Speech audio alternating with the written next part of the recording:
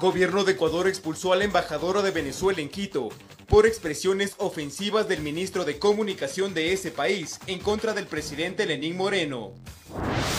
Alias Obeida sería la líder de la red de tráfico de armas y municiones que abastecía de material bélico a alias Guacho, en la que estarían involucrados 7 miembros de las Fuerzas Armadas. Procesan a 8 personas por el triple asesinato ocurrido en Pozorja. Delitos como robo y destrucción de bienes públicos también se investigan en el caso. Gobierno de Ecuador detectó al menos 2 cuentas bancarias en el exterior con dineros producto de la corrupción.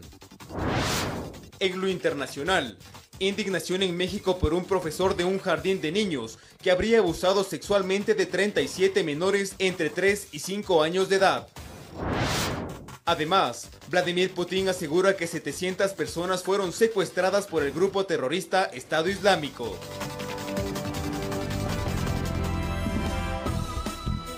Jueves 18 de octubre del 2018, amigos, es un gusto estar nuevamente con ustedes aquí en la emisión estelar del Comercio TV con lo más destacado en esta jornada. Es un privilegio trabajar para ustedes. Aquí iniciamos.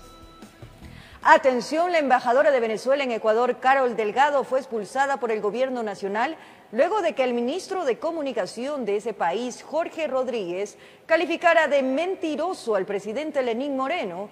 Por su parte, el gobierno de Maduro también expulsó a la encargada de negocios de Ecuador en Venezuela. Crece la tensión entre los gobiernos de Ecuador y Venezuela. Esta tarde la Cancillería ecuatoriana emitió un comunicado de rechazo a las declaraciones del ministro Jorge Rodríguez, quien este miércoles arremetió contra el presidente Moreno. Mentiroso, es un mentiroso.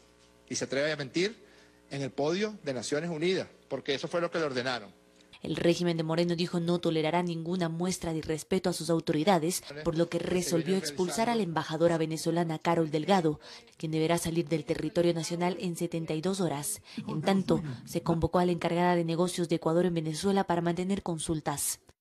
La Secretaría de Comunicación también se pronunció asegurando que Jorge Rodríguez es un venezolano que avergüenza a los migrantes de su país. Sin duda las declaraciones del señor ministro de Comunicación de Venezuela confirman que con el socialismo del siglo XXI que aún vive lastimosamente Venezuela, las mentiras, la traición y la manipulación de información es su valor de ética. De su parte, el presidente Lenín Moreno, sin darse por aludido, publicó en su cuenta de Twitter: insisto en la frase que cité en mi intervención en la Asamblea General de la ONU: cuando los pueblos emigran, los gobernantes sobran. La ofensa de un miserable siempre ennoblece. La posición del gobierno ecuatoriano fue aplaudida por la comunidad migrante venezolana, pero no así por el gobierno de este país, que calificó como extravagante la decisión de Ecuador y respondió al mismo nivel. La encargada de negocios de Quito en Venezuela fue declarada persona no grata. El régimen de Maduro respaldó las declaraciones del ministro Rodríguez en contra del presidente Lenín Moreno. Este acto inédito que atenta contra las históricas relaciones de hermandad entre ambos países bolivarianos son mera consecuencia del nuevo rol que le fue asignado al gobierno ecuatoriano tras la visita del vicepresidente de Estados Unidos, Mike Pence, en el cumplimiento del plan diseñado. No, Asante. En ese mismo tema, en la Asamblea Nacional también hubo reacciones frente al conflicto diplomático entre Ecuador y Venezuela. Las posiciones son divididas entre los legisladores. La respuesta al ministro venezolano Jorge Rodríguez también se escuchó en la Asamblea Nacional, en donde hubo respaldo a la decisión del gobierno de expulsar a la embajadora venezolana en Ecuador. Ya era hora de que se envíe un mensaje claro a Latinoamérica y al mundo, que el Ecuador no va a tolerar ningún tipo de ofensas en contra del presidente de la República. Al fin tenemos un canciller a quien le aplaudo ante todos ustedes, que toma las decisiones correctas. Para los legisladores críticos del chavismo, el camino que está tomando el país respecto a las políticas sobre Venezuela es el correcto, pero dicen que aún hay pendientes. Yo espero que no sea una respuesta a una grosería de parte de un funcionario del gobierno de Maduro, que sea una posición firme que adopte el Ecuador. Recorramos el camino completo y mandemos un mensaje contundente de defensa de los derechos humanos. Por otro lado, hay asambleístas que ven con escepticismo y algo de recelo la posición del gobierno ecuatoriano. Me parece que fue acelerada esa posición y que aspirar más bien, exhortar a que se revea en beneficio de los ciudadanos venezolanos y también recordar que esto puede ser el inicio de un quiebre entre los dos países. Hay que respetar la soberanía de cada uno de los pueblos y sus pronunciamientos que realicen al interno de sus países. Por su lado, el movimiento Revolución Ciudadana, afín al expresidente Rafael Correa, manifestó su rechazo a la expulsión de la embajadora venezolana, asegurando que esto va en contra de la libertad de expresión y las políticas de no injerencia, informó Carolina Basante. Ahora les contamos que una mujer conocida como alias Sobeida sería la cabecilla de la organización delictiva dedicada a la comercialización de munición a grupos irregulares de Colombia, entre estos el de Guacho. Desde la Comandancia General del Ejército, un tecnólogo civil se habría encargado de adulterar la información para no ser descubiertos. Así lo informó la Fiscalía General del Estado. La preocupación llegó hasta la Presidencia de la República y el jefe de Estado, Lenín Moreno. Dio disposiciones específicas sobre la detención de militares y civiles arrestados este miércoles por la presunta comercialización de municiones a grupos irregulares de Colombia, entre estos al de alias Guacho. He dispuesto al Ministerio de Defensa y al Ministerio del Interior que pongan todo el interés en detectar hasta la última persona que pueda ser culpable en este hecho ilícito. El Ecuador ha sido, es y continuará siendo un país de paz. No permitiremos que estos actos aislados, perversamente heredados del régimen anterior, permitan que esa paz se violente. Osvaldo Jarrín, ministro de Defensa, en su comparecencia en la Asamblea Nacional, detalló las características de los detenidos. Se trata de 7 militares activos, de personal de tropa del ejército, un servidor público civil, ingeniero de sistemas, que es el que alteraba los documentos y solamente se relaciona con munición, no hay armas hasta el momento. Sin embargo, la Fiscalía General del Estado tiene adelantada la investigación. Organización delictiva dedicada al abastecimiento de armas y municiones a grupos disidentes de la frontera norte, entre ellos alias Guacho. Algunos militares involucrados serían personas encargadas de manejar los rastrillos de los destacamentos. Y se transportaban a través de vehículos livianos de transporte público y privado, camuflando a través de productos comestibles hasta llegar a la zona fronteriza. Para cometer el ilícito se alteraban los registros de las bases del sistema de inventarios logísticos del ejército, para justificar el faltante de armamentos, municiones y pertrechos de sus rastrillos. Es un funcionario público que estaba encargado efectivamente de la Dirección de Tecnología de la Información de la Comandancia General del Ejército. Es decir, esta persona tenía acceso a todas las bases a nivel nacional. La supuesta cabecilla de la organización ya fue identificada. Alias Sobeida. Es una persona que se ha llegado a establecer, realmente tiene relación directa con el ciudadano alias Guacho. Alias Sobeida es la persona que maneja el brazo operativo y ejecuta los actos para poder conseguir las municiones y poder ser entregadas a los grupos disidentes en Colombia. Sí, está detenida. Informó Héctor Romero. El debilitamiento de la disciplina en las Fuerzas Armadas, a decir de generales en servicio pasivo, sería la razón por la que a lo largo del año se ha capturado uniformados que han cometido presuntos actos irregulares. Los 7 militares detenidos en la Operación Camaleón, procesados por presunta delincuencia organizada, tráfico de armas en la frontera norte y posible vinculación con alias Guacho, no son los únicos uniformados aprehendidos por actos irregulares en este año. En abril pasado, la policía detuvo a un militar de la Marina que daba seguridad al presidente Lenín Moreno por estar inmiscuido en narcotráfico. En agosto fue un sargento del Ejército. En septiembre, 2 militares de la FAE y en octubre, un mayor y un sargento de la Fuerza Aérea. Para José Gallardo, general en servicio pasivo y exministro de Defensa, hay una razón contundente que explica estos actos. Los últimos años se han debilitado en las Fuerzas Armadas ciertas cualidades porque se debilitó la disciplina militar intencionalmente por el gobierno de Correa. Con esta postura coincide René Yandún, general en servicio pasivo y actual asambleísta, y añade: Lo que se llama reglamento de disciplina militar debe convertirse en una ley para que jerárquicamente hablando, los superiores puedan supervisar al inferior y sancionar cuando se ha cometido, sean delitos o sean infracciones. Por un lado, Yandún sostiene que es necesaria una reorganización de la cúpula militar, mientras que Gallardo dice que debe haber una depuración integral de los malos miembros de la institución. Es necesaria una reorganización en base a las leyes y en base a la estructura, organización y funcionamiento de Fuerzas Armadas. En esto tiene que ser el Ejército, la Fuerza Aérea, la Marina, absolutamente drásticos. Separar inmediatamente a esta gente como un cáncer, antes que lancen más metástasis. Los dos generales en servicio pasivo coinciden en que hay que evaluar a las Fuerzas Armadas y que quienes tengan responsabilidades de su debilitamiento deben responder. En Quito informó Andrea Orbe. 8 personas son procesadas por el triple asesinato ocurrido el pasado 16 de octubre en Pozorja.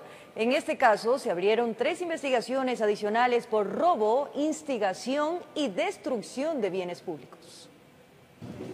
Fue la fiscal general subrogante Ruth Palacios la que brindó mayores detalles del triple asesinato sucedido en Pozorja. Según afirmó en la audiencia de formulación de cargos realizada la madrugada de este 18 de octubre, el fiscal encargado del caso presentó los elementos de convicción que vinculan al caso a 8 personas detenidas. Procesados todos por el delito de asesinato tipificado en el artículo 140 del Código Orgánico Integral Penal, que contiene una pena privativa de libertad de 22 a 26 años de prisión. Estos 8 ciudadanos ya se encontrarían con prisión preventiva. Adicionalmente indicó se abrieron 3 investigaciones adicionales. Una por robo, que es lo que realmente se denunciaba, por instigación y un tercero por destrucción de bienes públicos con incendio. Para el cumplimiento de estas diligencias se sumarán 2 fiscales. Las afectaciones suscitadas del pasado 16 de octubre en el linchamiento a 3 hombres en Pozorja también fue detallada. 5 policías y 2 militares heridos, un vehículo incinerado, 5 motocicletas y la VC destruidas. Finalmente tenemos víctimas que se encontraban en el interior de la VC que fueron agredidas, golpeadas e incineradas. En torno al supuesto intento de secuestro a niños por parte de los 3 individuos que fueron asesinados, la Fiscalía descartó el móvil. Argumentó que en la denuncia de una ciudadana se corrobora que fue delincuencia común. Ya que según ella le robaron alrededor de 230 a 240 dólares y un teléfono celular. Ese fue el delito que se cometió por estos 3 ciudadanos. La fiscal general subrogante no descartó que puedan existir más involucrados en este caso, por lo que las 4 investigaciones que se siguen, dijo, servirán para encontrar nuevas pistas. Informó Javier Rosero. Gobierno anuncia que se han detectado al menos 2 cuentas en el exterior con dineros producto de la corrupción. Se están realizando las gestiones legales pertinentes para poder repatriar esos recursos. Todo esto en el plan de lucha contra la corrupción que emprende el gobierno de Moreno. En el marco de la lucha contra la corrupción desde el gobierno se anuncia que tras el trabajo de expertos internacionales se ha logrado detectar al menos 2 cuentas bancarias, una en Panamá y la otra en los Estados Unidos, en donde se encontrarían dineros producto de la corrupción en Petroecuador. Así lo confirma el secretario particular del presidente. El gobierno está haciendo su trabajo, sin embargo el trabajo más importante es el de los jueces, el de los fiscales y el del Consejo de Participación. Con la sentencia vamos al país donde se encontró el dinero y eso ya sucede hoy día con Panamá y con Estados Unidos, donde hay dinero específico que se encontró de temas de corrupción de Petroecuador. Y que se está trabajando de cerca tanto con Fiscalía como con la Unidad de Análisis Financiero para que en el corto plazo se pueda lograr la repatriación de ese dinero que fue robado a los ecuatorianos. Porque es importante, por una parte, que haya procesos judiciales en contra de los corruptos y por otra parte que vuelva la plata, porque así los pillos no van a caminar tranquilos por la calle. En torno a los hechos ocurridos en Pozorja, el secretario del presidente afirma que este caso no quedará en la impunidad, que ningún accionar justifica el linchamiento de estas 3 personas. Pero las imágenes que vimos en los días pasados son imágenes que no se pueden repetir. Gente golpeando con un palo a otra persona y matándola al frente de la ciudadanía. Eso es regresar a la época de las cavernas. Reconoce que esta acción de la población pueda ser producto de una insatisfacción con el sistema judicial, pero que es deber de los ecuatorianos velar por el bienestar de todos y en esto se incluye el gobierno. Entonces, claro, si los jueces y los fiscales no hacen su trabajo, la ciudadanía podría reaccionar así, pero para eso también está el gobierno. Los policías habían cumplido con su trabajo y eso de ninguna manera es algo tolerable. Para ello, es de primordial importancia que el Consejo de Participación Transitorio viabilice una selección de los mejores hombres y mujeres que estén al frente de un sistema de justicia verdaderamente independiente. Nosotros creemos que la tarea del Consejo de Participación es lograr que los miembros del Consejo de la Judicatura sean personas independientes, honorables, que conozcan la función judicial, algunos de ellos judiciales de probada honestidad y categoría y otros que hayan estudiado el sistema para poder mejorarlo. Y que esta lucha en contra de la corrupción es un deber de todas las instituciones, dice Roldán, incluida la Asamblea, que se ve envuelta en denuncias de corrupción por cobros indebidos. Se refirió al caso Norma Vallejo. Se depuren cualquier tipo de comportamiento. Y yo creo que ahí, por supuesto, la ciudadanía tiene que estar atenta para rechazar cualquier comportamiento que signifique una afrenta contra la legalidad o una afrenta contra las personas que están trabajando en la legislatura. Y también al caso de Sofía Espín, asambleísta acusada de supuestamente interferir en la justicia. Roldán asegura que es necesaria una autodepuración dentro de la legislatura. Porque la mayoría de ecuatorianos somos gente decente y a los otros indecentes.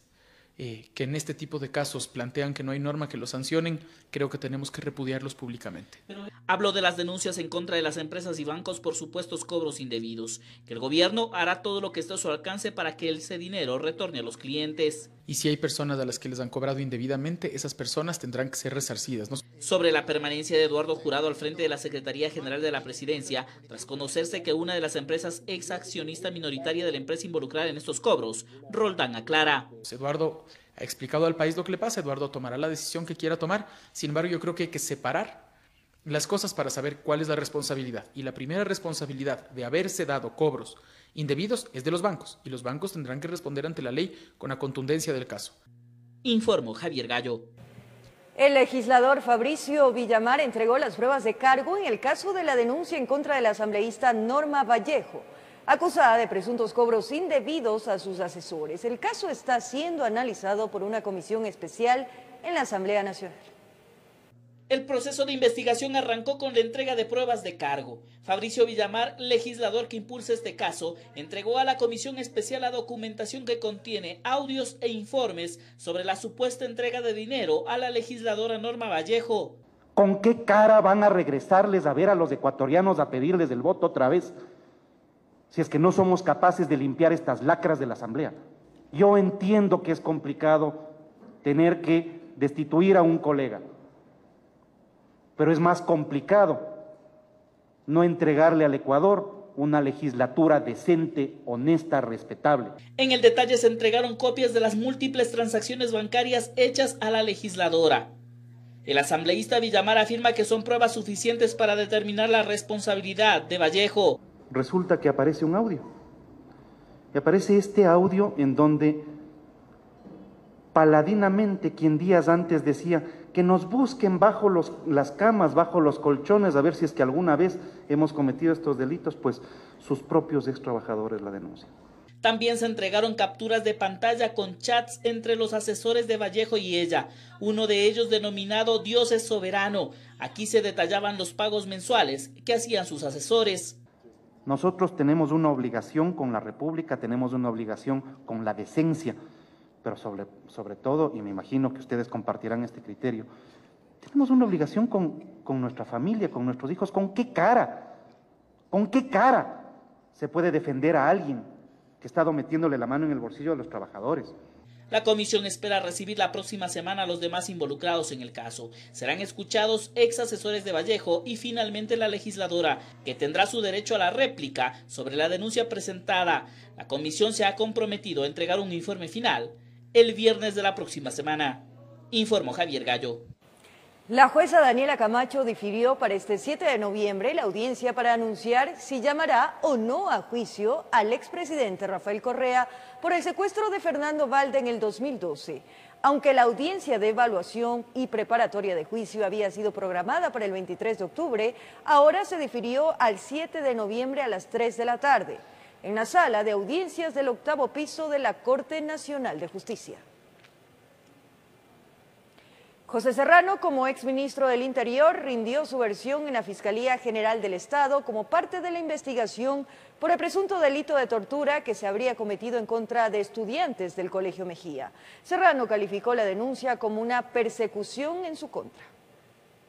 fue producto de las manifestaciones registradas en los exteriores del Colegio Mejía el pasado 18 de septiembre del 2014, que alrededor de 60 estudiantes fueron detenidos y llevados al regimiento Quito, donde habrían sido torturados, como refiere Gonzalo Realpe, abogado de los jóvenes. Que a más de que se les torturaron, cumplieron una pena en el CDP en Quito. Algunos cumplieron una pena de 2 meses, otros de 15 días. Era de acuerdo a cómo se sometían al procedimiento abreviado o no. Realpe justificó el por qué no se presentó la demanda en esa fecha y se esperó tanto tiempo. Nosotros hemos presentado a los 4 años esta denuncia de torturas porque era imposible en pleno régimen correísta, al mando Correa de toda la función judicial, de todos los poderes del Estado. Hubiera sido muy infantil, de nuestra parte hubiera sido muy impertinente presentar una denuncia en contra de altos funcionarios del Estado. El actual asambleísta y exministro del Interior, José Serrano, rindió su versión en la Fiscalía General del Estado, al haberse cumplido la tercera convocatoria. Serrano cree saber a qué responde la denuncia por tortura. He venido a la indagación número 23 que se ha abierto en mi contra. Si esto no es persecución, ¿qué es? Reconoció haber estado el 18 de septiembre en el regimiento Quito, donde constató el estado de salud de los policías heridos, como daños a patrulleros y motocicletas, producto del enfrentamiento con los manifestantes del Mejía. Y también pude verificar que habían algunas personas detenidas que estaban en ese momento siendo revisadas médicamente por unos paramédicos que habían sido enviados por el ECU 91. Al ser consultado sobre los estudiantes que resultaron heridos, respondió indicando que se deberá esperar los resultados de la investigación. Hay valoraciones médicas, hay que revisar esas valoraciones médicas y hay que también ver ya el criterio de los jueces y fiscales. Informó Héctor Romero. Cerca de 12,5 millones de ecuatorianos estarían habilitados para votar en el próximo proceso electoral. El Registro Civil aseguró que la base de datos que entregará el Consejo Nacional Electoral cuenta con el 99% de confiabilidad.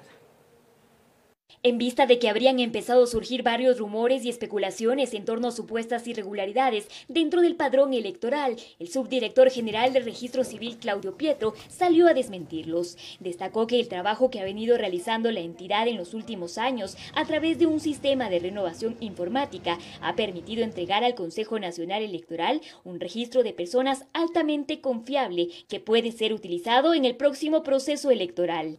No tenemos la seguridad de decirles que es 99% confiable. Explicó que dentro del proceso de depuración a través del sistema biométrico con el que se cuenta, mismo que identifica las huellas dactilares, se ha podido reducir considerablemente identidades duplicadas, es decir, personas con 2 números de identidad. Se ha anulado más de 125.000 registros duplicados de identidad.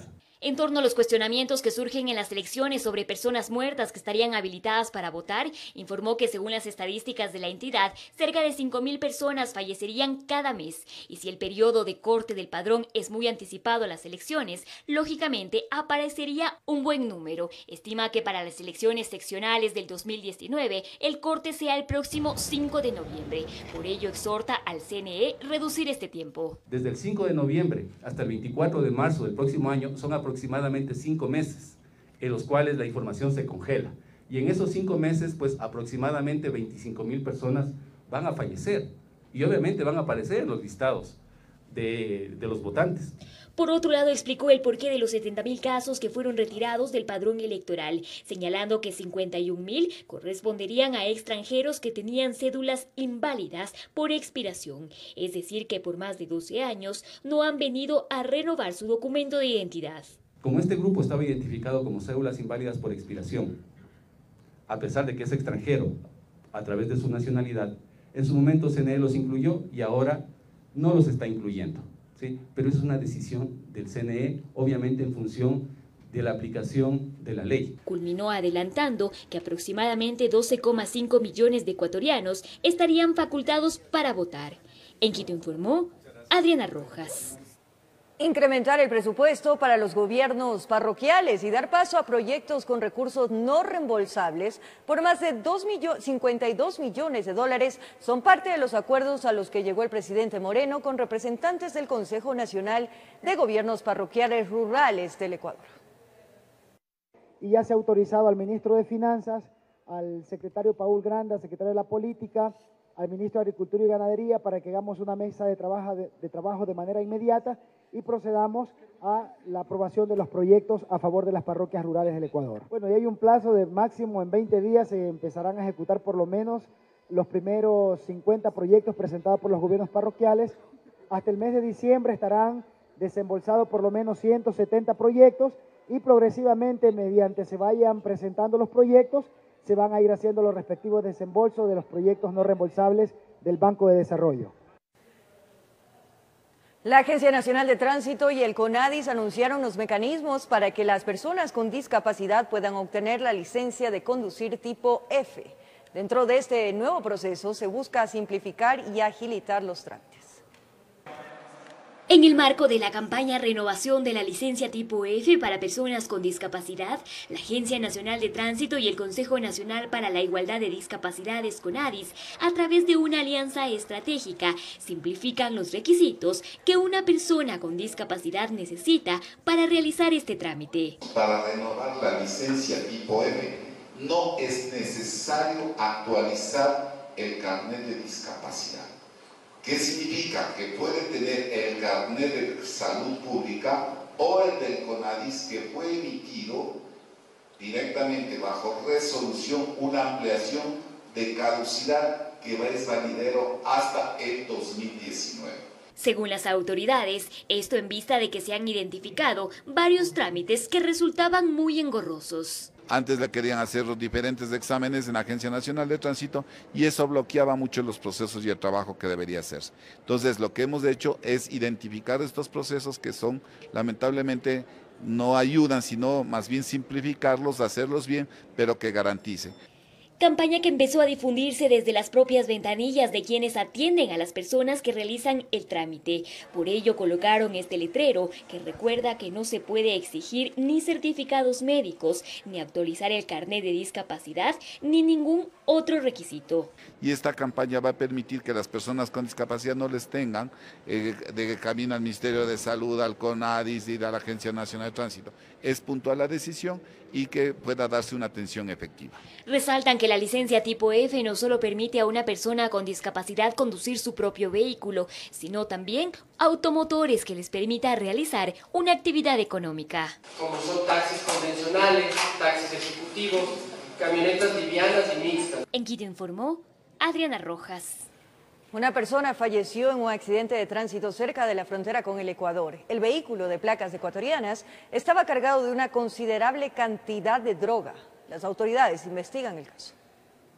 Viajaba desde el Valle del Cauca. No se conoce exactamente cuál era el destino. Lo que sí es que en horas de la madrugada esta camioneta cayó a un barranco de aproximadamente 100 metros. Los vecinos del lugar sintieron solo el estruendo. La vía es la que conduce desde Gualmatán hasta la frontera. El único ocupante del automotor falleció. La sorpresa para los agentes de control fue que el vehículo estaba cargado de droga. Se presenta el accidente de una persona donde fallece y después de inspeccionar el vehículo se logra establecer que tiene una gran cantidad de marihuana. En este momento estamos estableciendo cuánto es el peso. Provenía del departamento del Cauca, de acuerdo a las primeras informaciones que tenemos, y estamos estableciendo la cantidad total de estupefaciente que venía en el vehículo. El fallecido fue trasladado hasta medicina legal para la identificación. En el vehículo no se encontró documento alguno que pueda determinar la identidad de quien venía conduciendo este carro, que aparentemente tenía que llegar a este Ecuador, ya que la placa del auto es ecuatoriana. No tenemos claro, no hay otra persona que nos pueda dar información. Desafortunadamente la única persona muere en el accidente, pero estamos verificando cuál sería el destino final de esta droga. De acuerdo a las pericias de tránsito, se presume que dos causas habrían provocado el accidente. La droga estaba encanetada y están seguros que el tráfico era internacional por la calidad del estupefaciente. Se está estableciendo por parte de las autoridades qué podría haber pasado, si fue exceso de velocidad, pérdida de frenos o una misma falla humana. Desde Nariño, Colombia, informa Miriam Enríquez. Recorremos el país. En Orellana, agentes antinarcóticos decomisaron más de 2 kilos de cocaína destinados para el consumo interno. 4 personas fueron detenidas por aparentemente estar implicadas en el delito de microtráfico. No esperaron más, tenían los indicios y denuncias que en un domicilio del barrio Nucanchihuasi varios sujetos aparentemente se dedicaban al expendio de sustancias alucinógenas. En acto urgente tramitaron la orden de allanamiento y se armó el operativo para detener la supuesta venta ilegal de droga al menudeo. Tenemos la información reservada de que tenían en este domicilio dicha sustancia, por lo cual se hizo el trámite de ley e ingresamos a este domicilio. Como no les invitaron, ingresaron sin que les den la bienvenida. En el interior del domicilio encontraron a 4 personas, 2 ecuatorianos y 2 venezolanos, quienes aparentemente serían parte de una red dedicada al microtráfico de drogas en las calles de la ciudad del Coca. El modus operandi era en forma de motos, de aquí sacaban la sustancia y repartían a los diferentes puntos. En el domicilio, los agentes antinarcóticos, con el apoyo legal de Fiscalía, encontraron fundas con dosis listas para la venta. Varias envolturas de pasta base de cocaína estaban en proceso de empaquetamiento para abastecer a los narcodependientes.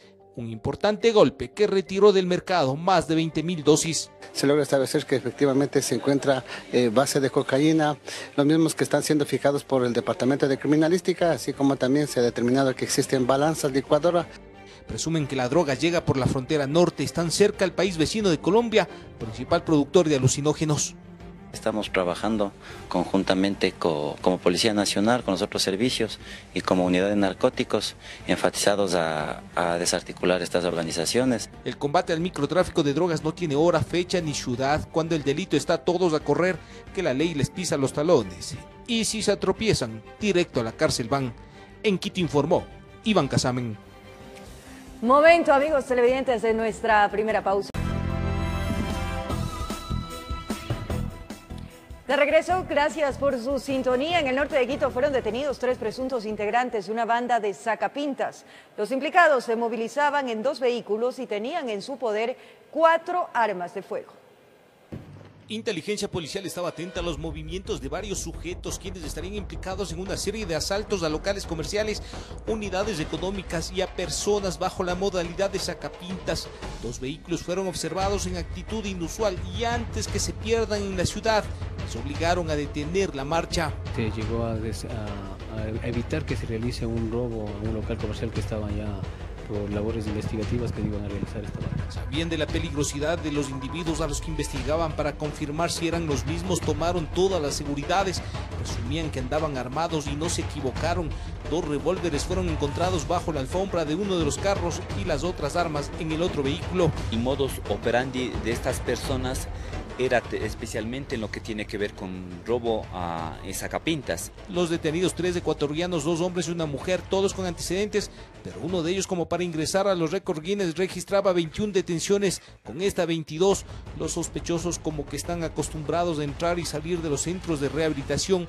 Los otros 2 cuentan con 9 y 4 detenciones. Estas personas se ubicaban en los exteriores de las diferentes entidades financieras, para ellos visualizar, realizar un contrainteligencia a las personas que sacaban el dinero. Las armas ingresaron a cadena de custodia. En criminalística determinarán si fueron utilizadas en otros eventos delictivos, incluso asesinatos. Los robos bajo la modalidad de sacapintas terminaron con la vida de más de una persona. Las 4 armas estaban repletas con munición cargada y dispuestas y listas para disparar contra la humanidad de las personas. Cayeron 3, pero faltan unos cuantos más que seguramente por ahora estarán escondidos para evitar ser capturados. En Quito informó Iván Casamen.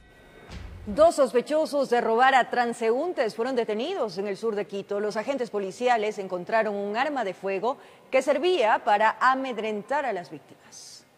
Como que salían a recorrer las calles del sur de Quito antes que aparezca la luz del nuevo día. Varias personas habrían sido sorprendidas por los 2 sujetos. La descripción de los denunciantes fue clave para que agentes motorizados de la policía estén atentos a una motocicleta negra. Los sospechosos fueron ubicados por el sector de Turubamba y empezó el operativo mañanero. Está en actitud sospechosa, es por eso que realizan un control y al evadir este control se dan a la fuga. Los ocupantes de la moto hicieron caso omiso a la orden policial de detenerse. Sabían que si eran capturados tenían que responder por varios asaltos a mano armada. Los agentes del GON eran más y le cerraron el paso. No lograron ir muy lejos. Ponemos en puntos focales para evitar que exista este robo a las personas. Don Luis fue víctima de robo a mano armada. Llegó al distrito Quitumbe a reconocer a los detenidos. Sin dudar confirmó que eran los mismos que le sometieron con un arma de fuego. Fui amenazado con un revólver que era de veras. Al ver que era de veras, a mí me tocó entregar todas las pertenencias. Llevaron mi celular, mi reloj y $540. En su mente quedó grabado el rostro de los asaltantes. La motocicleta negra sin placas es la misma en la que se movilizaban el día que le robaron. Recibí amenazas incluso que si es que ponían la denuncia o si es que les reconocía que me regresaban a matar. Los dos son ecuatorianos, el uno de 25 años de edad y el otro de 23, este último con antecedentes policiales. Serían los presuntos responsables de una serie de robos a los madrugadores. Tenemos un arma real, es un revólver calibre 38. Tenemos un arma fabricada por ellos mismos que obviamente cuando la persona está en estado de shock no visualiza. Esperan que estén fuera de las calles por un buen tiempo, sobre todo que busquen oficio y no vivan del esfuerzo ajeno. En Quito informó Iván Casamen. En Riobamba, una aspirante a agente de tránsito municipal fue atropellada mientras realizaba sus prácticas. La joven se debate entre la vida y la muerte. El sonido de la ambulancia daba cuenta de la tragedia. Joana O, de 23 años, aspirante a agente de tránsito municipal, fue atropellada por este vehículo, el mismo que causó una colisión con este taxi todoterreno por intentar darse a la fuga al norte de la ciudad de Riobamba. Hizo una maniobra a la izquierda, impactó a mi compañera cayó sobre el parabrisas, salió volando 2 a 3 metros de altura. La desafortunada joven, quien tiene una pequeña hija, se debate entre la vida y la muerte, ya que por las múltiples heridas fue trasladada hasta la ciudad de Quito. Ella asistió a la convocatoria con el fin de crear un futuro para su pequeña hija, sin siquiera sospechar que iba a tener este desenlace.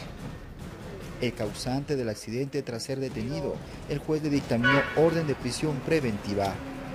Se mantiene bajo orden de prisión preventiva.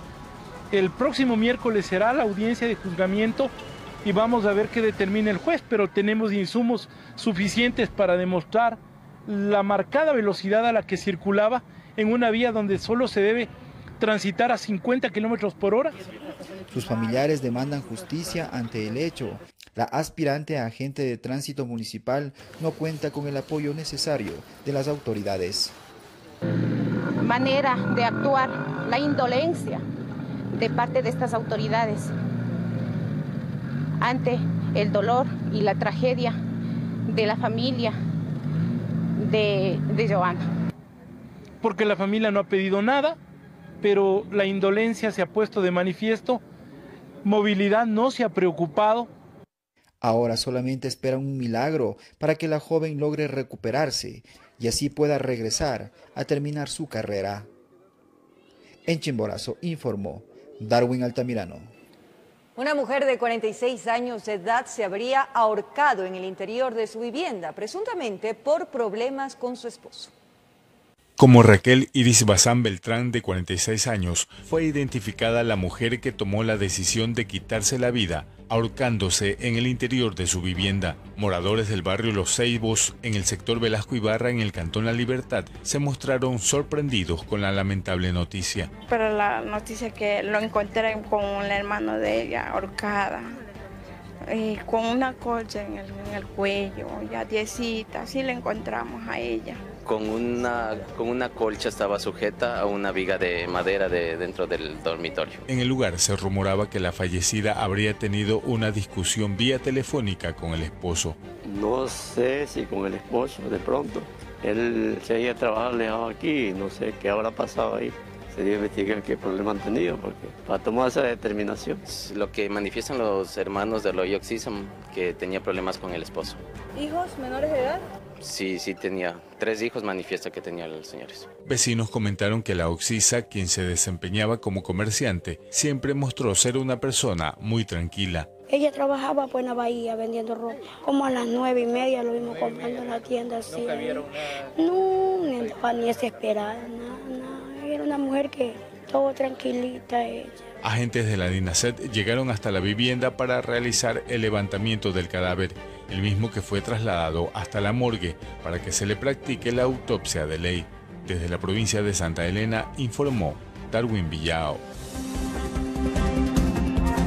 Nos despedimos, amigos, agradeciéndoles por su sintonía, compañía y cariño. Un abrazo grande.